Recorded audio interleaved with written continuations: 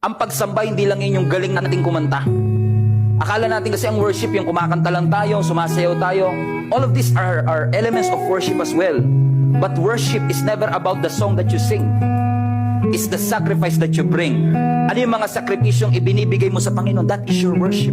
Katulad ng babae, remember yung immoral woman na lumapit sa paanan ng Panginoon sa Luke chapter 7 and John 12? Yung lumapit sa paanan ng ating Panginoong Jesus, ang feeling niya, ang dumi-dumi niya. Feeling niya hindi siya karapat-dapat sa Panginoon. Pero yun ang gusto ko sa Panginoon, kahit gaano ka karumi. Pwede kang lumapit sa Kanya.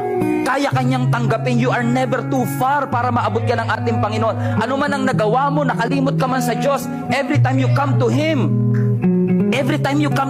lalapit ka sa Kanya. Ang kamay ng Lord bukas lang lagi at tanggapin tayo. Alam kong marami tayong naoohan na mali.